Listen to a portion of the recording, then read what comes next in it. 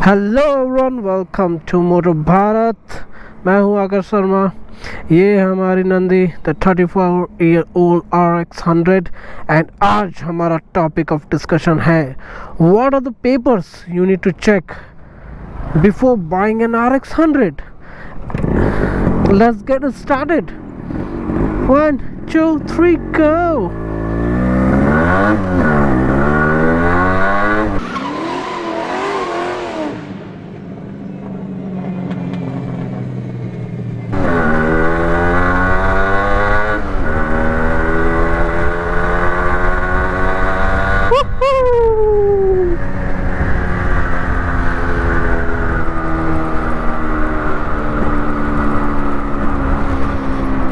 Let's take the highway and तब हम आपके साथ डिस्कस करेंगे सारे टॉपिक्स।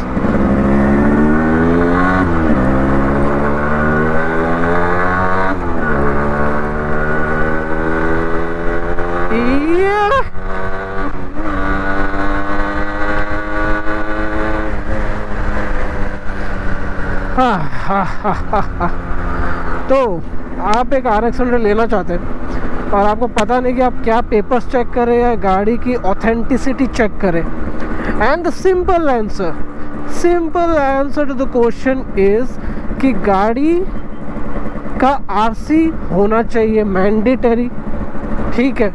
एंड उसका ओनर जो है ही शी शुड बी अलाइव, जिंदा रहना चाहिए।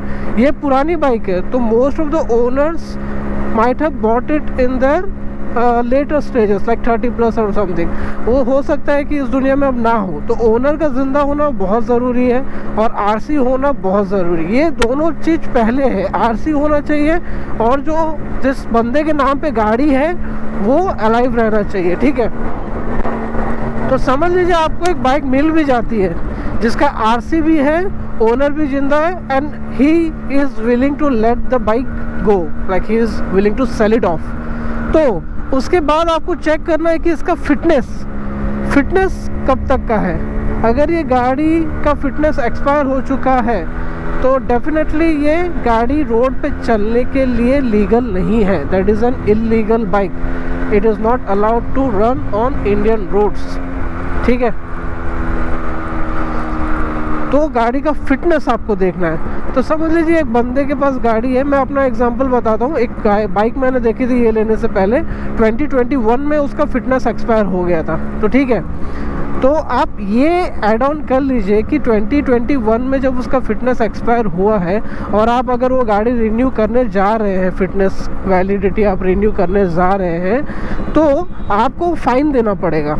अब फाइन का हिसाब कैसा है, दूसरे स्टेट्स के बारे में मैं नहीं बता सकता, मैं अपने उड़ीसा स्टेट के बारे में आपको बता रहा हूँ कि पर मंथ समझ लीजिए एज ऑफ नाउ, समझ लीजिए दिस इज़ मई 2023 या फिर कोई भी मंथ एक ले लीजिए।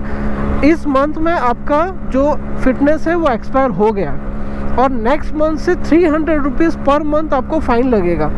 तो समझ लीजिए जो बाइक मैंने देखी थी वो 2021 मई में एक्सपायर हो गया था फिटनेस। 2021 मई से लेके 2023 मई तक हो गए कितने months, 24 months. 24 months into 300, you do the math. और उसके ऊपर आपको कुछ कंपाउंड इंटरेस्ट लग के फ़ाइन भी लगता है। तो मैंने जब RTO वाले से पूछा कि मुझे इस बाइक का अगर फिटनेस रिन्यू करना है तो मुझे कितना पे करना पड़ेगा, तो मुझे अप्रॉक्स उसने कहा कि 15,000 रुपये फ़ाइन मुझे देना पड़ेगा और उसके बाद जो भी फिटनेस रिन्यू का चार्जेस है वो देना पड़ेगा। तो अगर मैं गाड़ी ले लेता हूँ 50 में और मैं उसका फिटनेस रिन्यू करने जाता हूँ तो ऑलमोस्ट 15 to 20, अगर 2 साल 2.5 साल से गाड़ी एक्सपायर हो गया है फिटनेस, वो मुझे ऐड ऑन करना पड़ेगा। तो वो मेरा खर्चा है, समझ रहे हैं आप। तो ये हो गया RC, the person should be alive and after that the fitness हो गया। समझ लीजिए आपको एक गाड़ी मिल गया फिटनेस के साथ, फिर आपको उसका इंश्योरेंस करना है, PUC करना है और एक ग्रीन टैक्स बोल के होता है। ग्रीन टैक्स वो गाड़ियों या वो प्लांट्स वगैरह पे एप्लीकेबल होते हैं, इंडस्ट्रियल प्लांट जो ज़्यादा पॉल्यूशन एमिट करते हैं, ये ज़्यादा धुआं छोड़ती है, तो इस पर ग्रीन टैक्स गवर्नमेंट लेती है, तो वो आपको पे करना पड़ेगा। तो this is the thing guys, These are the papers that you must check before buying an RX 100. If the RC is valid, the owner is alive, उसके बाद आपको फिटनेस देखना पड़ेगा कि गाड़ी फिट है कि नहीं. अगर वो फिटनेस नहीं है तो वो खर्चा आप ऐड ऑन कर लीजिए अपने टोटल बजट में. फिटनेस के साथ गाड़ी मिल रही है, जनरली आपको थोड़े ज़्यादा प्राइस के साथ ही मिलेगी. फिटनेस के साथ मिल गया, वेल एंड गुड. उसके बाद आपको PUC और इंश्योरेंस और ग्रीन टैक्स, ये सब कुछ देखना पड़ेगा. So these are the papers you need to check before buying an RX 100 from within your state. अब अगर एक RX 100 आप ले रहे हैं फ्रॉम अनदर स्टेट, ओके, समझ लीजिए मैंने केरला जैसे बहुत सारे वहाँ पे डीलर्स हैं 2 स्ट्रोक के, वहाँ पे किसी बंदे से आपने बाइक ले ली, समझ लीजिए एक 70,000 पे आपने बाइक ले ली जिसका फिटनेस वैलिड है and it is running and PUC वगैरह सब है, तो आपको NOC वो इशू करके देगा. ठीक है, NOC इशू का वो डिपेंड करता है डीलर के ऊपर. वो चार्ज इंक्लूडेड रखता है जो इस प्राइस पे वो बाइक बेच रहा है, या फिर वो आपको एक्स्ट्रा चार्ज करेगा NOC का. ठीक है, no objection certificate from that state. And after that you need to get it registered to your state. तो आपको वो बाइक रजिस्टर करना पड़ेगा अपने स्टेट पे. समझ लीजिए उड़ीसा में मैं बाइक उड़ीसा में मैं बाइक रजिस्टर करना चाहता हूँ and I bought it from Kerala. तो आप एक्सपेंसेस समझ रहे हैं, तो वो आपको उतना ही प्राइस पड़ेगा जब गाड़ी के रजिस्ट्रेशन का जो चार्जेस आपके स्टेट के हिसाब से है.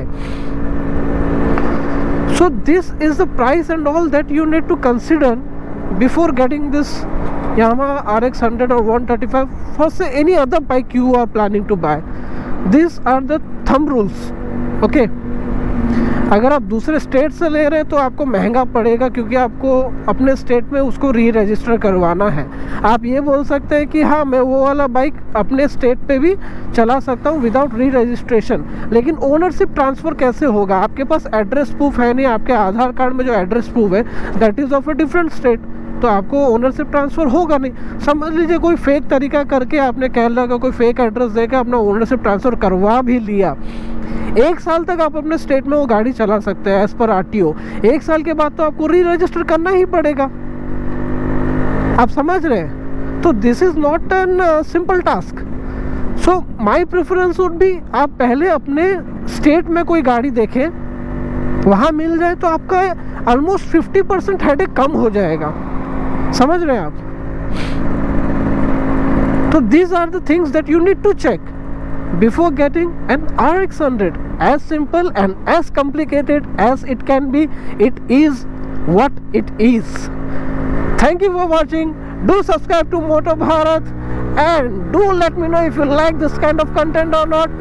And here is Nandi roaring on the highways of Odisha.